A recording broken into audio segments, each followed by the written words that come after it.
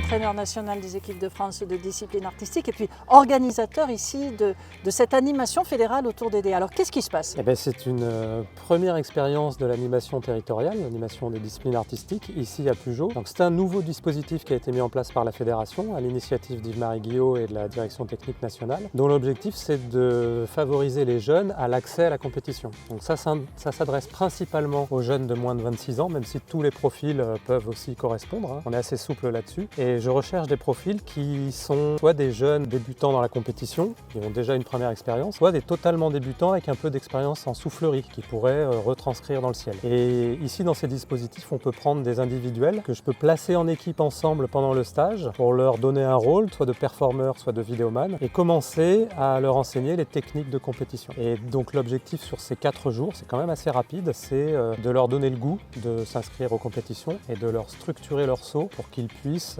arriver en fin de semaine avec un saut qui soit au-delà de leurs espérances en termes de niveau technique, qu'ils sentent une progression du début à la fin. C'est quoi le retour qu'ils font essentiellement avec ce regard d'expert que vous apportez en tant que champion du monde et entraîneur national? Et là déjà, ça fait que 2 jours qu'on a commencé et ils m'ont dit qu'ils avaient une progression qui s'était nettement améliorée. Dès le premier jour, ils le sentent. Mais c'est vrai qu'en plus, en structurant les sauts, on arrive simplement à partir de ce qu'ils font déjà bien, à assembler les choses et à donner une fluidité au saut que s'ils n'étaient pas là, ils ne le feraient pas d'eux-mêmes. C'est vraiment une structure qu'ils n'ont pas l'habitude de faire. Et ça, c'est vraiment le rôle de l'entraîneur de leur apporter cette structure-là dans les sauts. Donc c'est pas forcément de leur donner un niveau technique fulgurant vers le haut, parce qu'en 4 jours, on ne peut pas faire non plus des miracles, mais simplement en prenant ce qu'ils savent faire et en l'assemblant correctement. Par exemple, je parle souvent de la bulle de travail, c'est-à-dire arriver à ne rien faire, mais être en face l'un de l'autre sans bouger pendant quelques secondes. Et ça, s'ils n'ont pas l'habitude de le faire dans un saut, ils ne le font jamais d'eux-mêmes. Et on a des mouvements qui partent avec des inerties mal contrôlées et rien n'est bien filmé. Donc avec cette méthode de bien se rejoindre et de poser les sauts, on peut avoir l'impression qu'on perd un petit peu de temps, mais au final, c'est comme ça qu'on construit un saut avec plusieurs éléments à l'intérieur d'un saut de 45 secondes. Une finalité pour certains d'entre eux, c'est de rejoindre les collectifs France.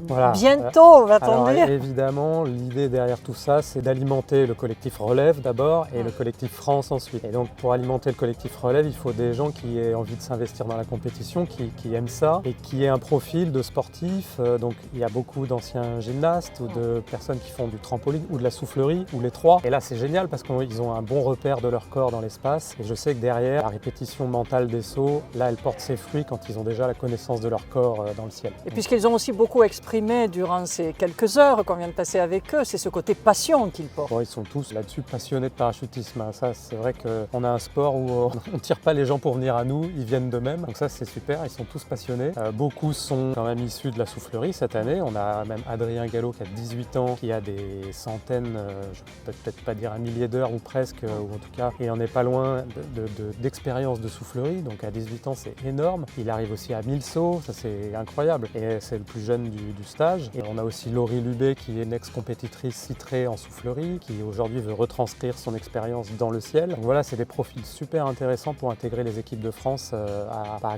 court terme, mais peut-être si l'année prochaine ou rapidement. Alors, très chanceux d'avoir ces gens-là. Oui, une dizaine d'animations territoriales par an qui sont organisées dans toutes les disciplines.